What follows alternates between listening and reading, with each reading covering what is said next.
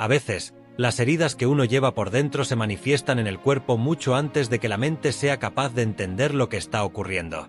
Lo supe aquel día en el que abrí los ojos tumbado en una camilla de hospital, con la cabeza vendada, el sonido metálico de un monitor marcando el ritmo de mis pulsaciones, y una enfermera que me miraba como si no supiera si debía decirme la verdad o seguir fingiendo.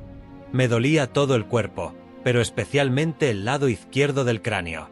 Y aunque en ese instante no lo comprendía del todo, algo me decía que aquel golpe no había sido un accidente, y que tampoco era el primero.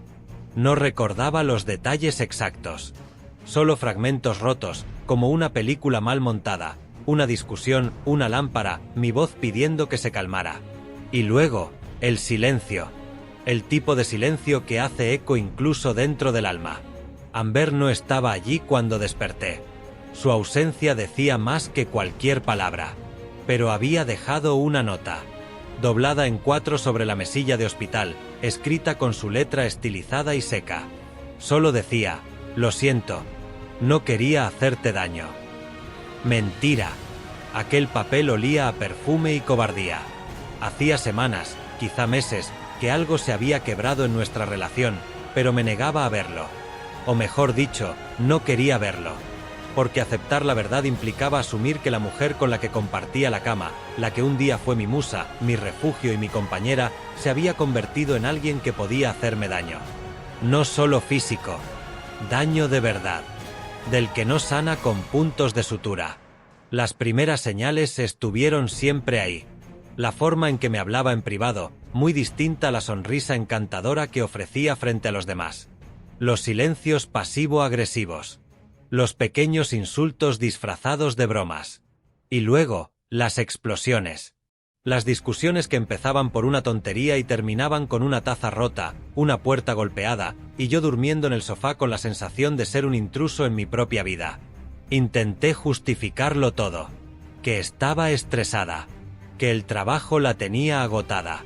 Que lo nuestro solo atravesaba una mala racha.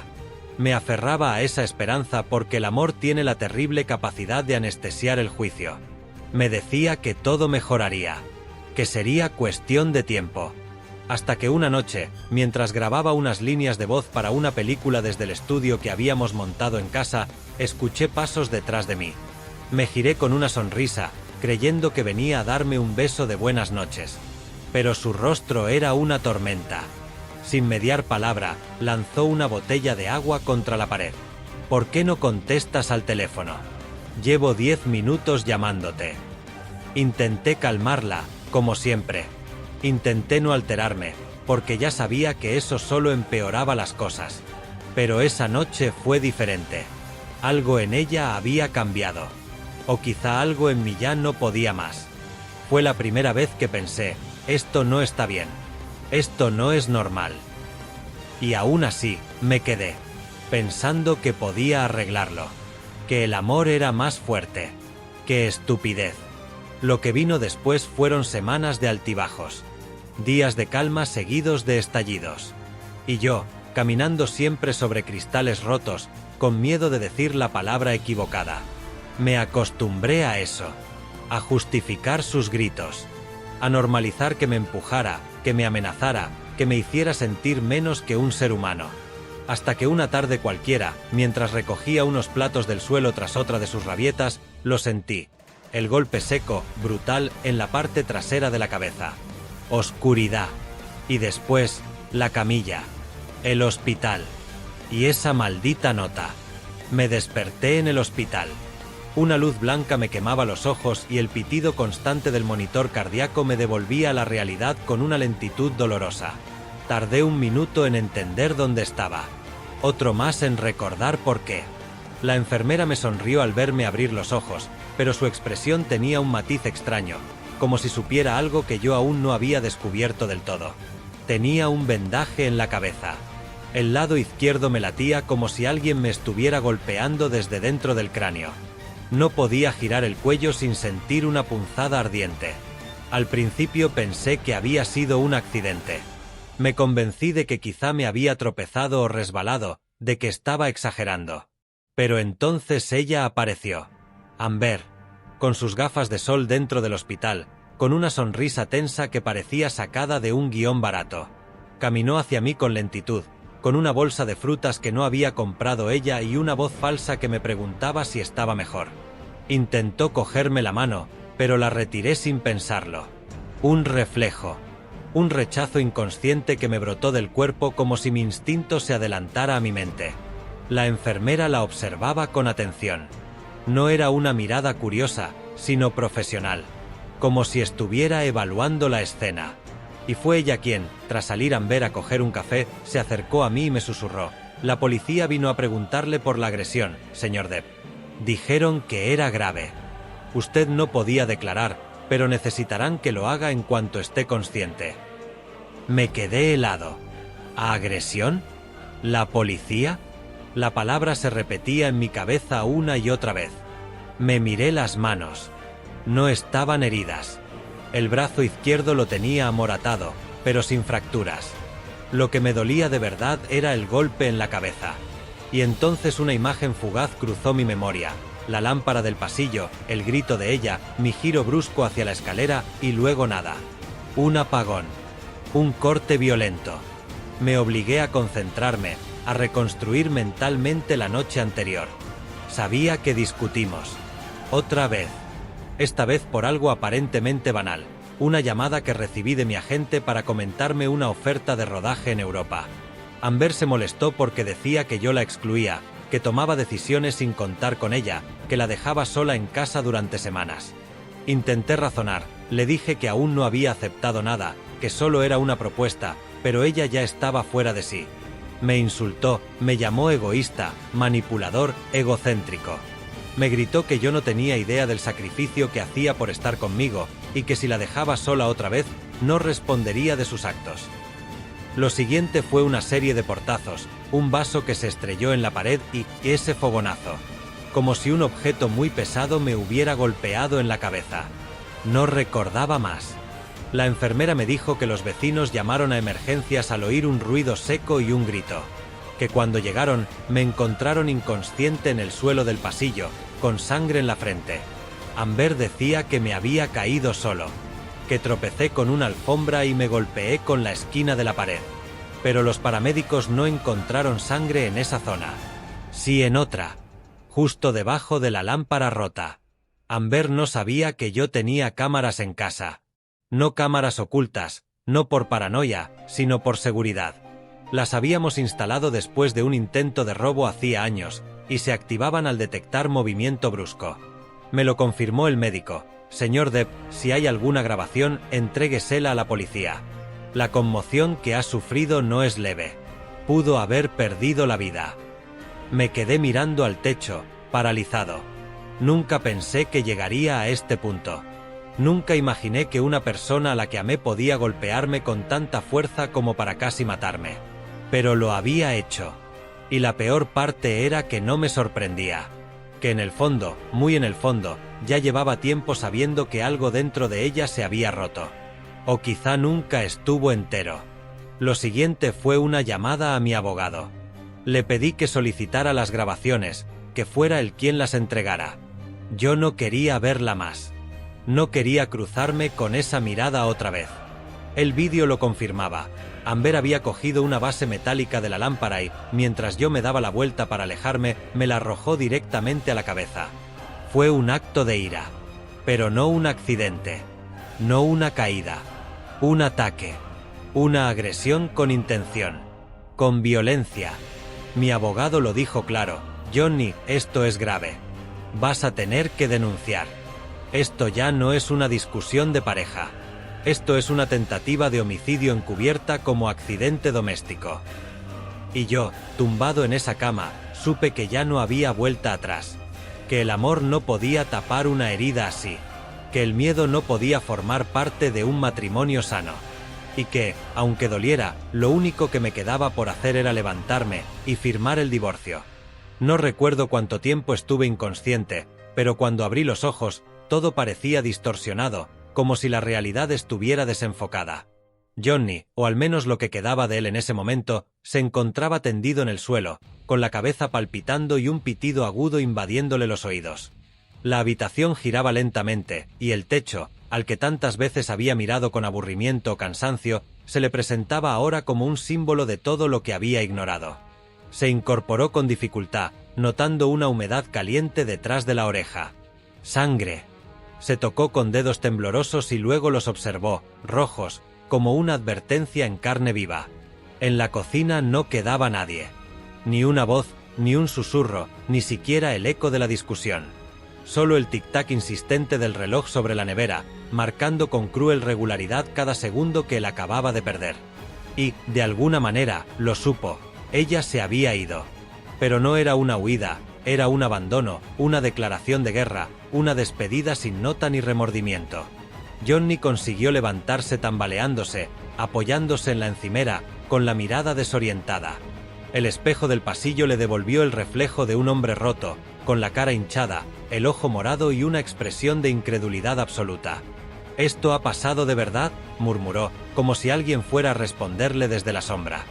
Llamó a un amigo, el único al que aún no había alejado, y le pidió que lo llevara al hospital. No entró en detalles, solo dijo: «Me ha hecho daño». «¿De verdad?». «Esta vez sí». En urgencias, todo fue frío, blanco y rápido. Electros, luces en la cara, preguntas repetidas. Le hicieron un TAC cerebral y ahí estaba, una contusión clara, leve pero significativa. Diagnóstico: conmoción cerebral. Recomendaciones: reposo, observación y evitar golpes. Irónicamente, nadie hablaba de los golpes invisibles. No del tipo que destrozan los recuerdos, ni del que hace que desconfíes de cada gesto amable. El médico le preguntó qué había pasado. Johnny dudó. ¿Decía la verdad? Confesaba que su esposa, la misma mujer con la que dormía, viajaba, y que tantas veces había defendido públicamente, le había arrojado un objeto contundente tras una discusión absurda. Porque claro, ¿quién le iba a creer? ¿El actor excéntrico? ¿El hombre que siempre parecía al borde del colapso en las noticias? No. Se limitó a decir: fue un accidente doméstico. Me caí. Pero por dentro, sabía que esa mentira era el último escudo que le quedaba.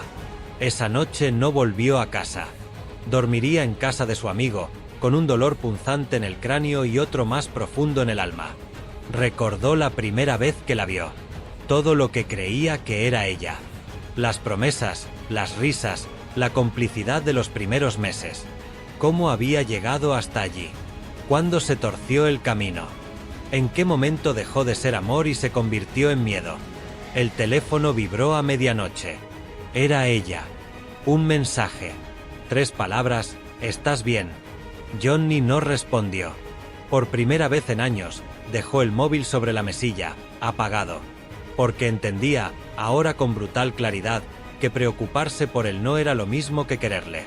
Que preguntar si estaba bien no deshacía el daño. Y que ninguna relación merecía el precio de perderte a ti mismo. El divorcio ya no era una amenaza ni un tabú. Era una promesa de salvación. Y Johnny, por primera vez en mucho tiempo, comenzaba a entender que salvarse también era amar. Johnny pasó los días siguientes con un vendaje discreto en la cabeza y un silencio aún más visible en el corazón. Su amigo, Dave, intentaba romperlo con frases amables, con comida rápida y películas antiguas que solían ver juntos antes de que la fama cambiara incluso las conversaciones más simples. Pero Johnny no hablaba. No porque no pudiera, sino porque las palabras se le quedaban enredadas en la garganta, atrapadas entre la rabia y la tristeza. No era solo el golpe físico. Era la humillación. Era la traición.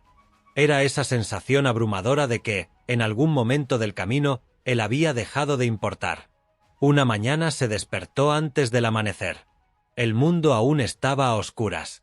Caminó descalzo hasta la cocina y preparó café con manos temblorosas. Se quedó de pie, mirando la cafetera burbujear, y entonces lo supo. No podía seguir así. No podía seguir escondiendo la verdad, ni justificando lo injustificable. No era la primera vez que ella le hacía daño. Solo era la primera vez que se notaba tanto por fuera como por dentro. La decisión se volvió nítida, como una nota afinada en medio del ruido. Ese día pidió cita con un abogado. La oficina olía a cuero nuevo y café caro. El abogado era joven, pero su mirada era firme. Johnny le explicó todo. No solo el golpe, sino las veces anteriores. Las discusiones donde los platos volaban, las amenazas veladas, las manipulaciones. Y, sobre todo, el miedo. Miedo a hablar, miedo a que nadie le creyera, miedo a que el mundo entero se volviera en su contra. El abogado le escuchó sin interrumpir. Tomó notas. Al final, le miró a los ojos y dijo: «Esto no es una historia de celebridades. Esto es violencia. Y tienes derecho a defenderte». Las palabras retumbaron en su cabeza durante días. Derecho a defenderse. Johnny no quería venganza. No buscaba arruinarle la vida. Solo quería salir. Salir de esa casa, de ese ciclo, de esa mentira que había aprendido a llamar amor. Quería respirar sin miedo. Dormir sin sobresaltos. Y sí, tal vez, en algún momento, volver a confiar en alguien. Pero primero tenía que cerrar esa puerta. Definitivamente. Le envió un mensaje corto: «He iniciado los trámites del divorcio. Necesito que no estés en casa cuando vaya a recoger mis cosas». No recibió respuesta. Ni insultos, ni súplicas, ni siquiera una reacción pasivo-agresiva. Nada. Un silencio absoluto que, por extraño que parezca, le dolió más que cualquier palabra. Porque confirmaba lo que temía. Ella ya había desconectado hacía mucho. Solo quedaba él, resistiendo en una ilusión. Días después volvió a la casa. No solo, claro. Iba con Dave y con un ayudante que contrató para cargar sus pertenencias. Al entrar, le sorprendió el orden. Todo estaba en su sitio, como si nada hubiera pasado. Como si su sangre no hubiera manchado ese mismo suelo. Cogió lo justo. Algunas guitarras. Ropa.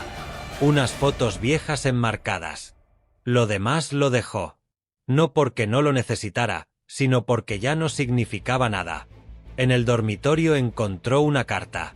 No firmada, pero era su letra. Decía: «No sé cuándo dejamos de entendernos. Tal vez siempre fuimos dos personas heridas intentando salvarse mutuamente sin saber cómo. Pero yo ya no soy buena para ti, y tú tampoco lo eres para mí.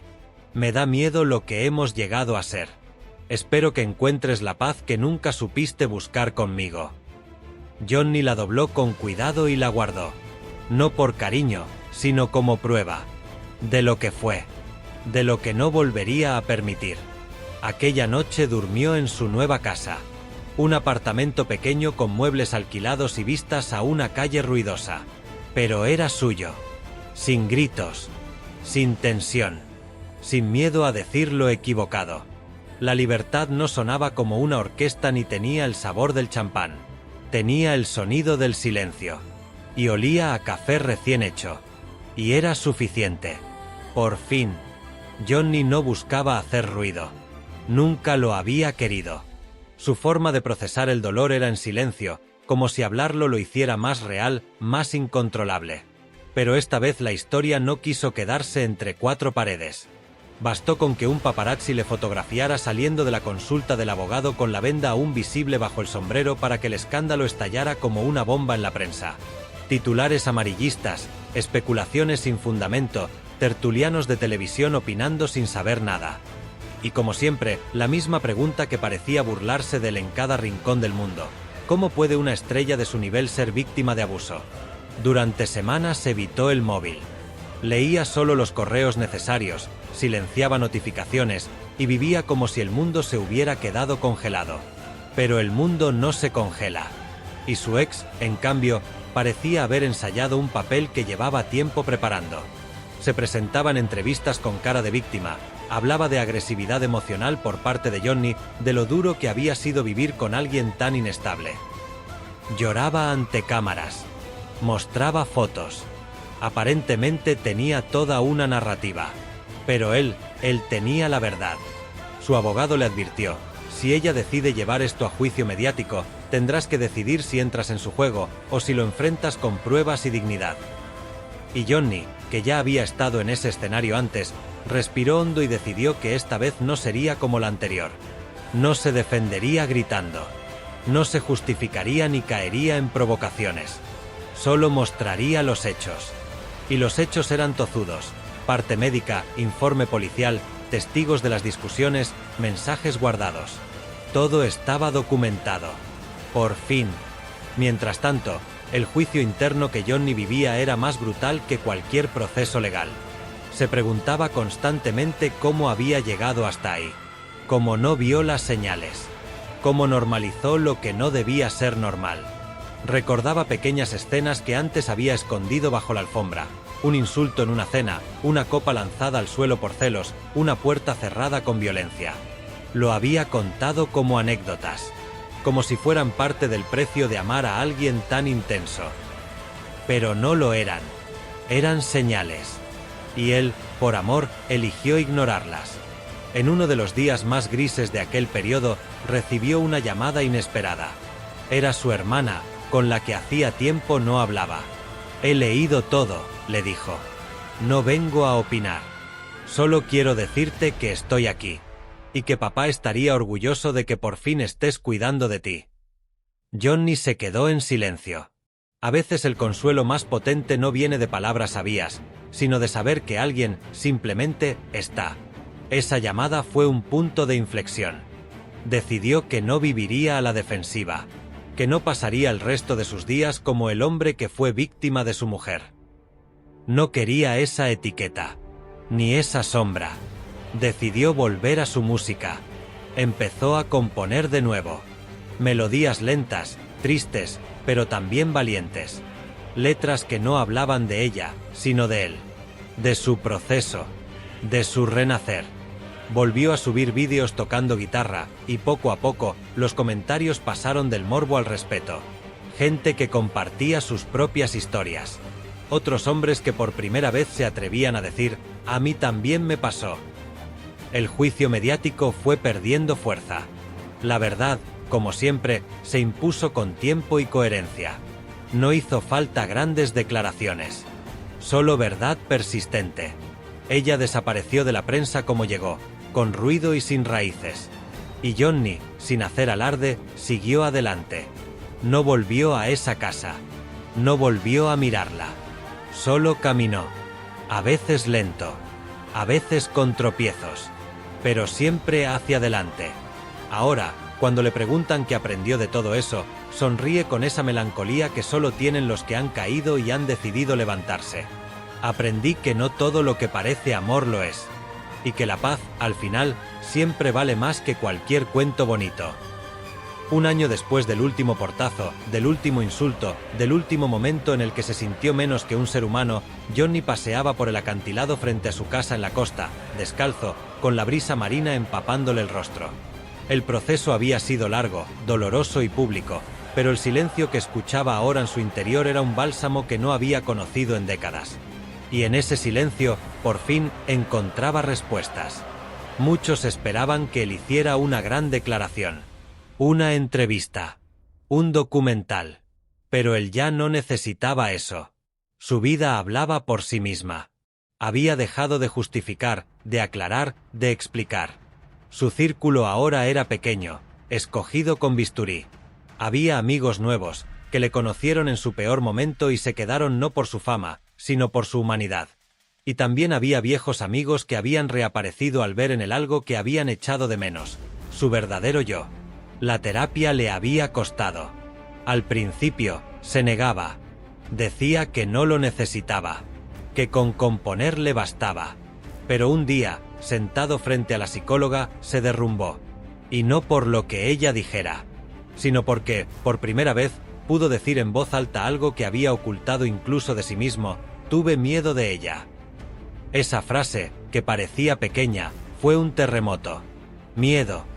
Johnny Depp, el actor que había interpretado piratas, asesinos y leyendas, le tenía miedo a la mujer con la que compartía cama. Era real. Y había que sanarlo. Poco a poco, su cuerpo dejó de temblar por las noches. Las pesadillas, donde revivía discusiones o golpes, comenzaron a espaciarse. Volvió a leer. Volvió a pintar. Volvió a sentarse a escribir sin la presión de agradar a nadie. Incluso retomó conversaciones con su hija, que durante años había observado desde la distancia, sintiendo que su padre se consumía dentro de una relación tóxica. «Papá, Ahora vuelves a tener luz en los ojos, le dijo una tarde mientras comían juntos.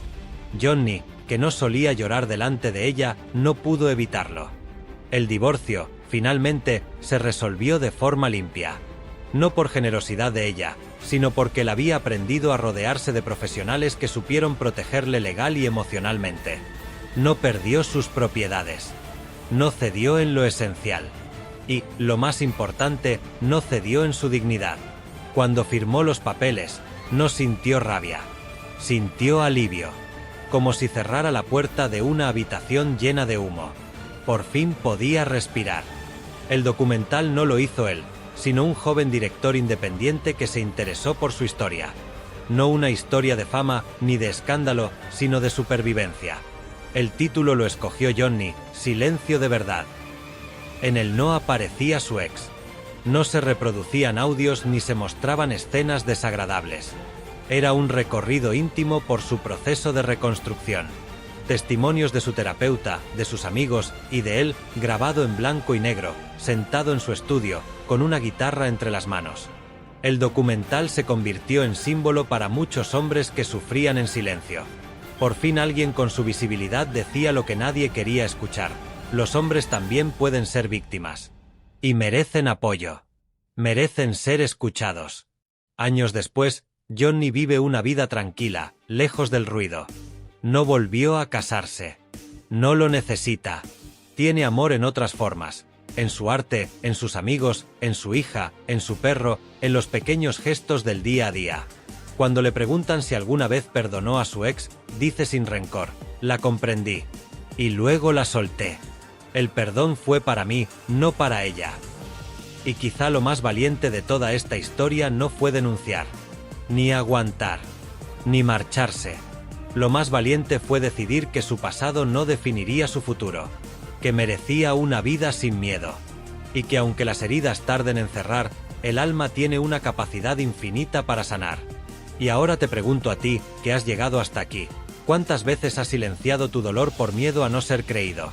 ¿Cuántas veces has justificado lo injustificable por no querer aceptar que estabas en peligro?